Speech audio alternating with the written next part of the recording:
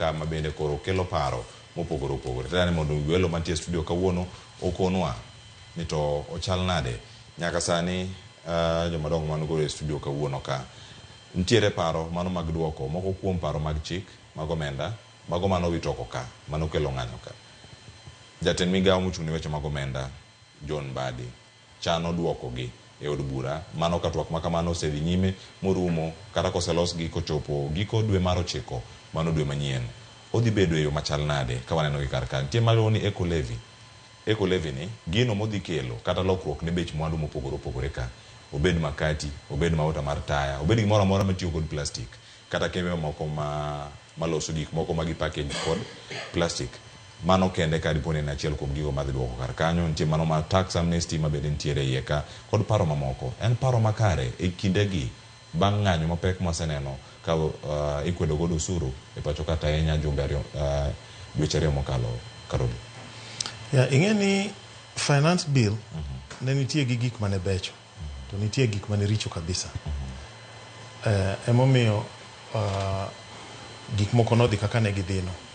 Anasebet kanyisi na ter amendments 18 e gik mananeno ni nok becho to nitiere gik mane nitie iye kanyo maber, lakini sani sirikal oyudore kama teke nikech iyudo ni finance bill made koro itiyogo sani koro onge to mano telone be court nyo wacho ni unconstitutional. Koro ing'e ni wadhie mano Uhuru oweyo mogik ema koro tiyo sani kisheria, manyiso ni sirikal sani onge gi finance bill manyalo konyogo kaka gitimo usuru kata mana pesa mabro dhi ne county governments.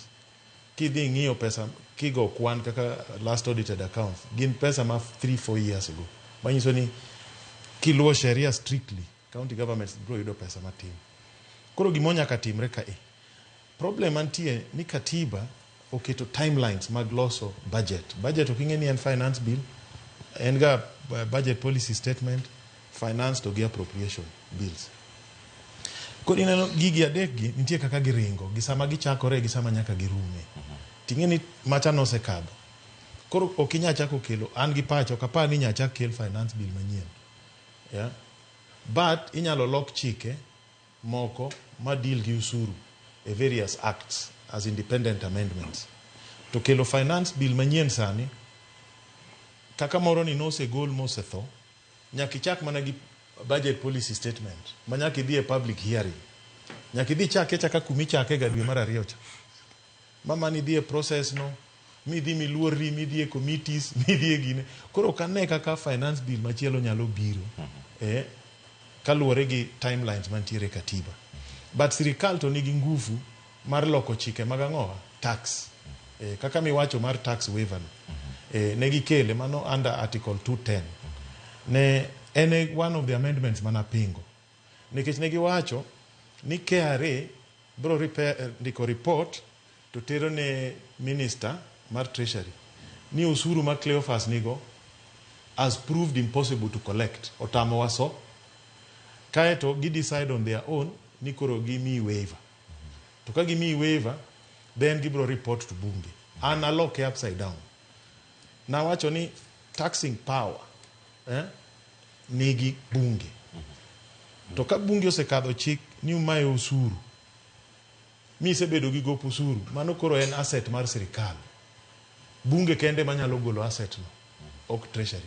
Koro an amendment na ne wacho ni kama KRA oneno ni ok ginyal solo usuru gindiko report kaka katiba dwaro under article 210 gimi reasons momiyo ginyal solo imi FCS finance kelo recommendation to bunge makoro bedo timo public hearing interrogate ni Cleophas ok nya chulo gini reasons gi are valid. Bunge man gi power mar tax cha ema koro wacho ni wapitisha iweni imi waiver ok treasury.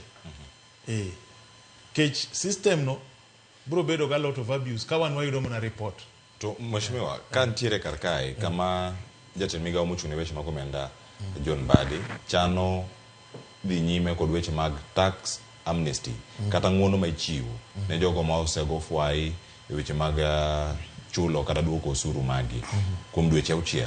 En paro ma kochopo bura kien kaka intiere kar kende kikele kaka amendment idhi sire koso idhi bedo gi paro maket kod mani bedo Article 210 wacho ni tax waiver nyaka bed anchored in legislation, nyaka bed chik mokadhe.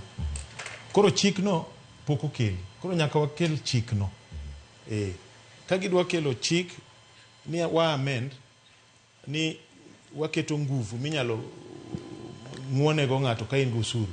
Mano is not the problem. The problem en ibo time nade, ibo process mibo luw nade. Gima temo wacho ni kikatiba ng'ama nigi nguvu mar impose tax en bunge. To bunge kose impose tax, ma tax no bedo due and payable en government asset. Ng'ato ok nyal kawo government asset to wacho ni owe oko. Koro nyaka duoke bunge, ma jo bunge bed piny, ma jo bunge wach ni okay, KRA u recommend ni Cleophas nyocha nigi ka gi $2 to wayudo ni en ng'at ma koro noselal igna par wakie kuma entie. Pok okoja bedo traced. Koro wang'won something like that. Or tok ni gitime ni treasury gi KRA matime. KRA ok nyal bedo gi power to waive tax nikech gionge gi power to impose tax. Ng'ama nigi power to do something ema nigi power to do something contrary. Obro nyisi. That is how the law works. Erokamano. Wakili Brenda, ochal nade ni